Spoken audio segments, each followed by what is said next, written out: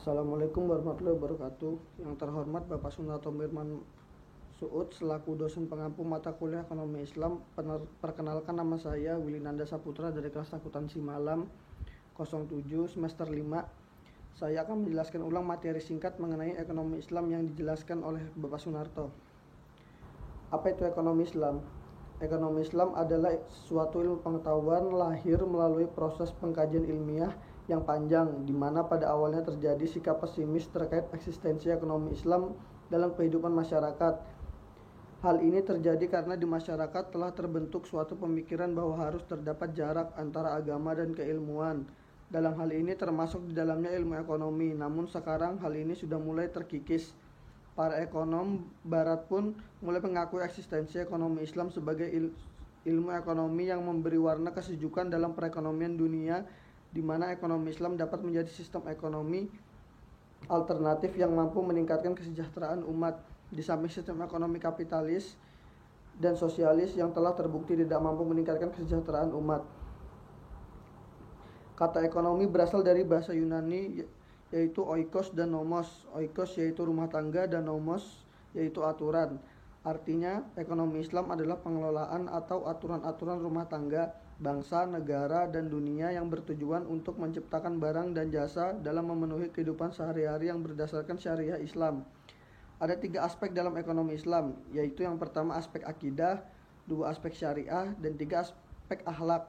Prinsip-prinsip ekonomi Islam yang merupakan bangunan ekonomi Islam didasarkan atas 5 universal, yakni yang pertama tauhid, yang kedua adil, yang ketiga nubuwah, yang keempat khilafah, dan yang kelima ma'ad. Tujuan ekonomi Islam adalah kemaslahatan bagi umat manusia, yaitu dengan mengusahakan segala aktivitas demi tercapainya hal-hal yang berakibat pada adanya kesejahteraan bagi manusia.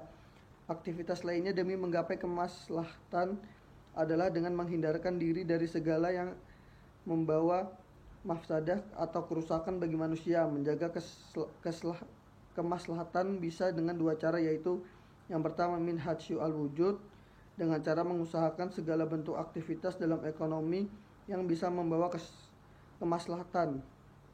Yang kedua min hadsyu al-adam, dengan cara memerangi segala hal yang menghambat jalannya kemaslahatan itu sendiri. Karakteristik ekonomi Islam. Sumber karakteristik ekonomi Islam adalah Islam itu sendiri yang meliputi 3 asas pokok. Ketiganya secara asasi dan bersama mengatur teori ekonomi Islam, yaitu asas akidah, akhlak, dan asas hukum muamalah. Ada beberapa karakteristik ekonomi Islam, antara lain yang pertama harta kepunyaan Allah dan manusia khalifah harta. 2 ekonomi terkait dengan akidah, syariah, hukum, dan moral. Ketiga keseimbangan antara keruhanian dan kebendaan. Keempat keadilan dan keseimbangan dalam melindungi kepentingan individu masyarakat. 5 bimbingan konsumsi, 6 petunjuk investasi, 7 zakat, dan 8 larangan riba. Perilaku konsumsi ekonomi Islam.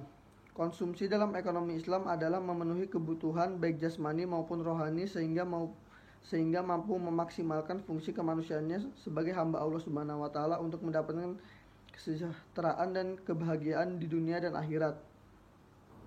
Dalam Al-Qur'an surah Al-A'raf ayat 31 disebutkan yang artinya, wahai anak cucu Adam, pakailah pakaianmu yang bagus pada setiap memasuki masjid, makan dan minumlah, tetapi jangan berlebihan, sungguh Allah tidak menyukai orang-orang yang berlebihan. Konsumsi pada hakikatnya adalah mengeluarkan sesuatu dalam rangka memenuhi kebutuhan. Ada beberapa prinsip ekonomi Islam dalam ekonomi Islam, yaitu yang pertama prinsip keadilan, 2 kebersihan, 3 kesederhanaan, 4 kemurahan hati, 5 moralitas. Konsumsi dalam pandangan ekonomi Islam tidak hanya berkutat pada kepuasan utility semata, melainkan harus kepada kehalalan serta etika dalam berkonsumsi. Untuk mendapatkan apa yang akan kita konsumsi harus sesuai dengan syariat Islam, tidak melanggar larangan yang telah ditentukan dalam Al-Quran dan hadis.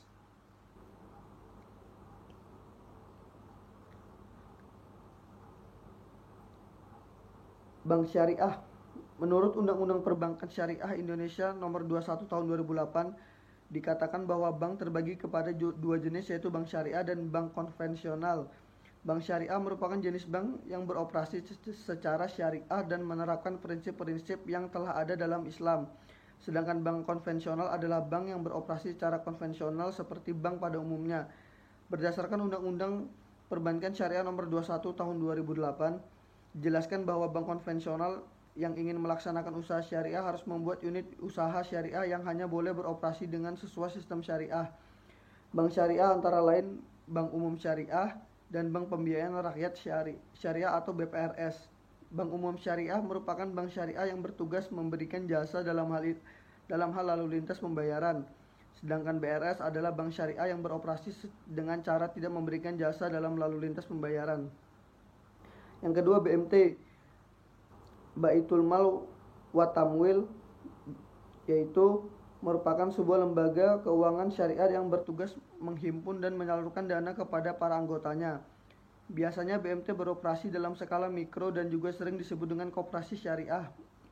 Di samping itu, BMT juga termasuk sebagai lembaga keuangan syariah pertama yang sudah dikembangkan di Indonesia. BMT yang pertama kali didirikan yaitu Bait At-Tamwil Salman pada tahun 1980 oleh pihak mahasiswa ITB. Dengan didirikannya BMT tersebut menarik perhatian masyarakat yang sehingga berkeinginan untuk mendirikan lembaga yang serupa. Baitul Mal adalah istilah yang digunakan untuk lembaga yang bergerak di bidang non-profit atau tidak mencari keuntungan. Contoh dari penghimpun dan penyaluran non-profit seperti penghimpunan dan penyaluran zakat, infak, dan sedekah. Jadi dapat disimpulkan bahwa BMT merupakan organisasi yang memiliki dua aspek, penghimpunan dan penyaluran dana. Aspek pertama menghimpun dan non-komersial, dan aspek kedua menghimpun dan menyalurkan dana komersial. Dalam proses operasionalnya, BMT terkadang menggunakan badan hukum koperasi, sehingga BMT sering dinamai dengan koperasi keuangan syariah. BMT sering bekerja sama dengan bank syariah dalam hal penyaluran dana, dikarenakan BMT memiliki kemampuan akses ke tempat masyarakat yang berpenghasilan rendah dalam hal membiayai usaha mikro. Yang ketiga, asuransi syariah. Asuransi syariah pertama kali didirikan di Indonesia yaitu yang diberi nama PT Asuransi Takaful Keluarga dan PT Asuransi Takaful Umum yang berdiri pada tahun 1993. Kedua perusahaan asuransi ini merupakan anak perusahaan dari PT Syarikat Takaful Indonesia yang pendirinya diprakarsai oleh Ikatan Cendekiawan Muslim Indonesia melalui Yayasan Abdi Bangsa bersama Bank Muamalat Indonesia dan perusahaan asuransi Tugu Mandiri. Asuransi syariah memiliki ikatan yang erat dengan bank syariah karena bank syariah sering mengasuransikan berbagai pembiayaan yang disalurkan kepada nasabah dengan tujuan untuk mengantisipasi kegagalan bayar oleh nasabah. Karena faktor meninggalnya nasabah ataupun faktor lainnya yang telah disepakati oleh pihak asuransi, negara merupakan bagian yang sangat penting dalam mewujudkan hukum Islam. Karena Islam secara sistem tidak dapat berjalan secara utuh tanpa adanya negara. Tujuan hakiki dari negara dalam Islam adalah memberikan maslahah kepada masyarakatnya yang mengantarkan manusia kepada kemakmuran. Ketika negara secara sistem telah dijalankan dengan landasan nilai-nilai Islam, maka tujuan yang ingin dicapai harus sesuai dengan kehendak Islam. Dalam fondasi ekonomi Islam, pemerintah memiliki peranan yang penting dalam menciptakan kesejahteraan masyarakat. Prinsip Khalifah menjelaskan peran manusia sebagai wakil Allah. Oleh karenanya, setiap perbuatan yang dilaksanakan manusia memiliki konsekuensi yang akan diperoleh. Dasar pemikiran ini memberikan ketegasan kepada segenap manusia tentang fungsi eksistensinya di muka bumi sebagai agen pembangunan.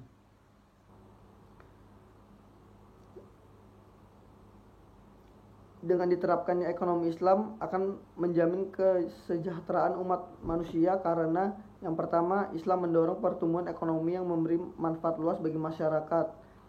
Yang kedua, Islam mendorong penciptaan anggaran negara yang memihak kepada kepentingan rakyat yang banyak.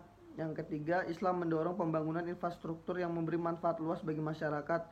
Yang keempat, Islam mendorong penyediaan pelayanan publik dasar yang berpihak pada masyarakat luas. Yang kelima, Islam mendorong kebijakan pemerataan dan distribusi pendapat yang memihak rakyat miskin. Ekonomi Islam merupakan racikan resep ekonomi yang digali Al-Quran dan hadis. Sebagai seorang muslim, kita tidak boleh meragukan kandungan ajaran Al-Quran. Namun kita perlu merumuskan praktik-praktik ekonomi yang sesuai dengan kebutuhan masyarakat, tetapi tidak menyalahi prinsip-prinsip yang terkandung dalam Al-Quran. Apabila ekonomi Islam diterapkan dengan benar, tentunya perekonomian negara kita menjadi semakin baik. Demikian pemaparan dari saya mengenai ekonomi Islam. Semoga video pembelajaran ini bermanfaat. Wassalamualaikum warahmatullahi wabarakatuh.